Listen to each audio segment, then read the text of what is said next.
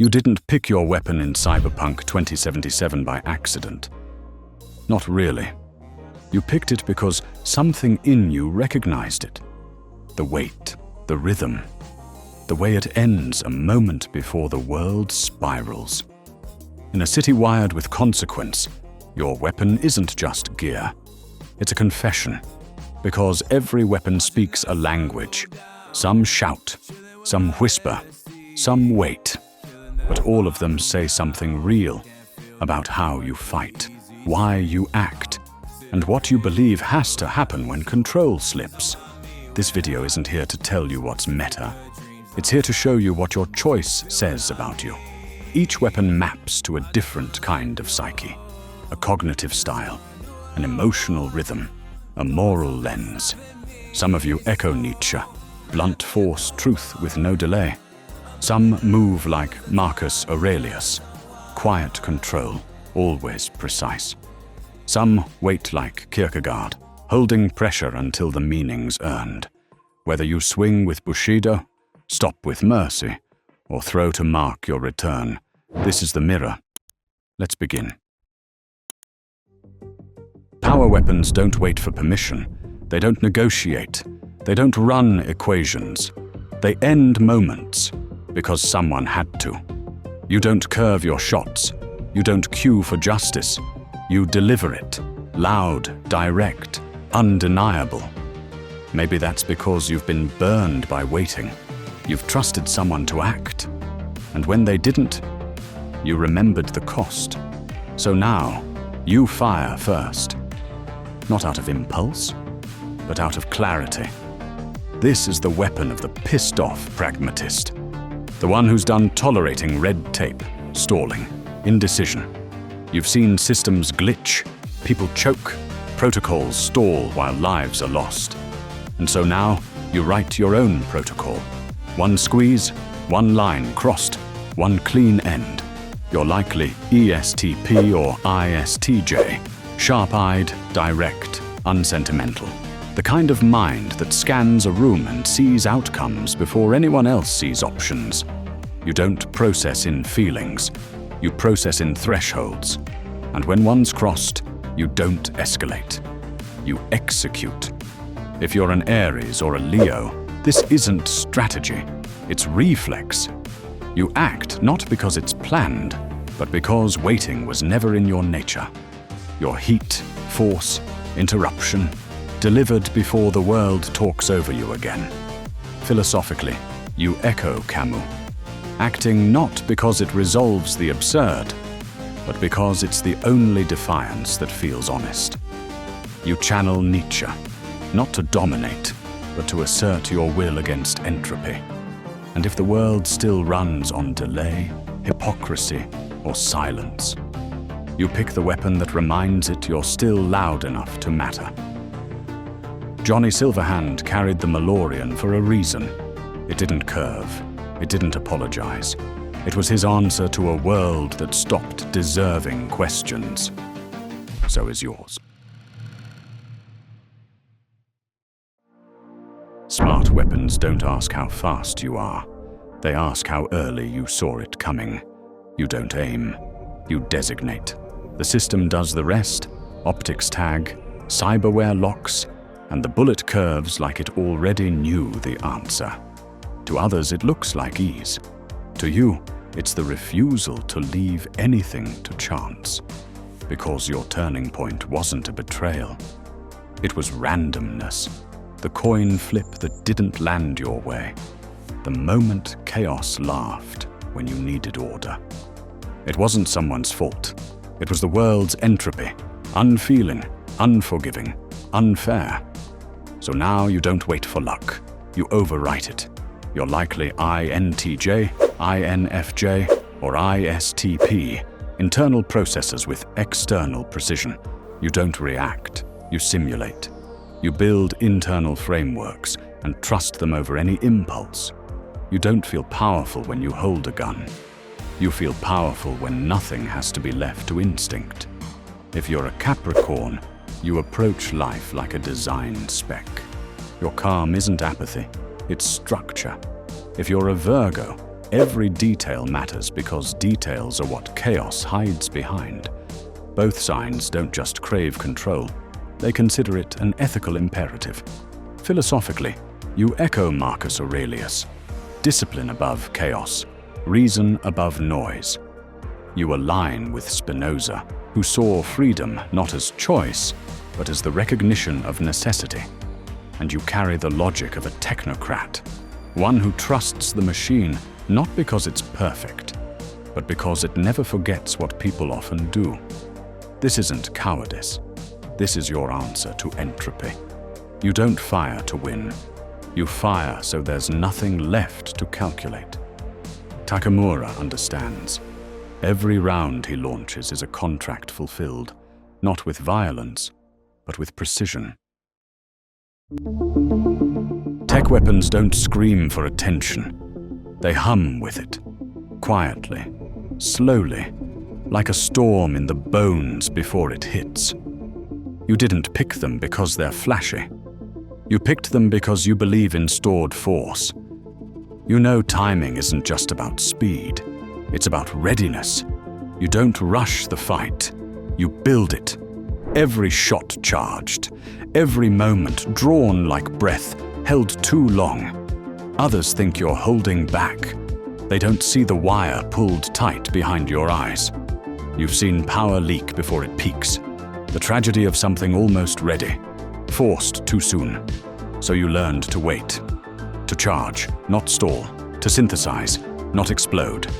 And when the time comes, you don't hesitate. You unleash. You're likely ISFP or ENTJ, life's lived between stillness and tension. One half of you feels every tremor before it cracks. The other shapes that break into form. You don't just act, you fracture things at their seam. If you're a Scorpio, you don't release power. You brood until impact becomes prophecy. If you're an Aquarius, it's not emotion you fire, it's transformation itself. You're not here for damage, you're here for evolution. One shot, one lesson, one irreversible arc. Kierkegaard said, despair is a prerequisite for change. You've sat in that pressure, let it fold you, temper you, until release became not expression, but breakthrough. Hegel taught that contradiction builds new synthesis. You're that contradiction, measured chaos, disciplined eruption. Tech weapons don't just fire, they arrive, delayed, devastating, designed. Solomon Reed carries the pariah for a reason. It waits, it calibrates, then it answers, once, and never needs to speak again. Blades don't escalate, they finalize. You didn't choose them because they were strong. You chose them because they were correct. Not just the weapon, but the ritual behind the draw. Because you've learned what happens when things spiral. When violence becomes noise, when meaning bleeds out from overkill. So now, you strike once. Not out of speed, but timing. Not out of rage, but meaning. This is the weapon of those who believe damage isn't the point. The point is the point. And you carry it like a vow. You're likely ENFJ or INFP. You lead with conviction, but carry it with empathy. You don't fight for thrill or control. You fight for restoration, of balance, of meaning, of what should have been done right the first time. Your blade is not just a weapon. It's your voice, your verdict, your boundary drawn in steel. Pisces fights like a dream remembered. Quiet, surreal, fatal if ignored. Libra acts not from impulse, but from alignment. Where justice tips, the blade follows. You don't break formation, you fulfill it. Philosophically, you echo Confucius, who said that right conduct creates right order, and Zen, which teaches that action need not announce itself to be complete. You move like the Bushido taught, with restraint, honor, and absolute finality. You don't strike to inflict. You strike to conclude. There's no chaos in your cut, only certainty. That's why you don't look like a threat until it's already over. Because your blade didn't move to impress. It moved to remind. Sandayu Oda understood this.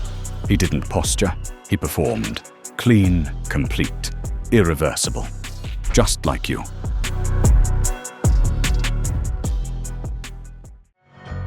Blunt weapons don't need edges. They speak in weight, in consequence, in warning. You didn't pick them to look cool. You pick them because you know what happens when mercy becomes a myth. Because you've seen what the world does to the unprotected. And you've decided, someone's got to carry the weight. Might as well be you. You don't fight for flash or finesse. You fight because not fighting leaves others exposed. You swing not to kill, but to stop. To end escalation before it begins. To make an example out of chaos so it thinks twice before coming back. This is the weapon of those who confuse others with kindness until they get up. ISFJ or ESFJ, most likely. Grounded, protective, often overlooked until the moment calls for you. Then you become the moment. You aren't afraid of pressure. You absorb it. You don't flinch when lines are crossed. You become the line. Taurus carries patience like a mountain and strikes like it finally moved. Cancer strikes when the people they care for are threatened. And when they do, it's not rage, it's principle. You move like Epictetus taught, never letting the storm inside break the calm outside. You hold the code, like Zunzi wrote. Loyalty is action, not just belief. And you walk with McIntyre's weight. That virtue isn't theory, but habit in motion. You didn't ask for this weapon. It asked for you. And you carry it not to punish but to promise this doesn't happen again. Throwables don't chase. They curve. They glide. They return. You didn't choose them to overpower. You chose them because something in you understands the value of space.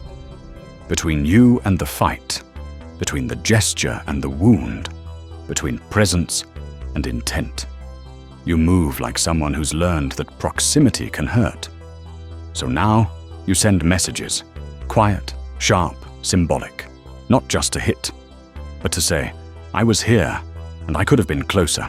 You're likely ENFP or INTP, the kind of mind that drifts around the perimeter, watching, calculating, until you find the single point that breaks the whole frame.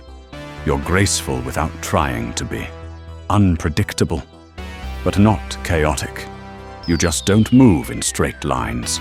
If you're Gemini, your weapon is a conversation. Fast, clever, layered with intent. If you're Sagittarius, your throw is a philosophy. Free, accurate, and never in one place long enough to be countered. Laozi said the best action is the one that flows like water, yielding but inevitable. Machiavelli wrote that power is most effective when it's unseen until too late. And Zen teaches that the perfect throw is one that leaves no trace, except in the lesson. This is a weapon for those who don't win with weight, but with presence, performance, and paradox. No one in Night City fits this ethos perfectly, but you can see shadows of it in the Arasaka ninjas, in the flicker of a flashbang before the kill, in the dance between position and precision. You don't bring war. You bring the warning before it.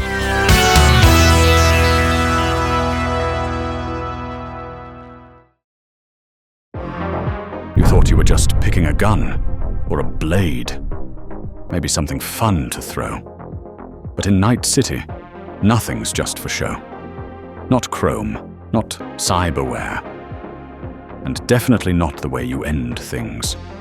Some of you pull power because waiting got someone hurt once.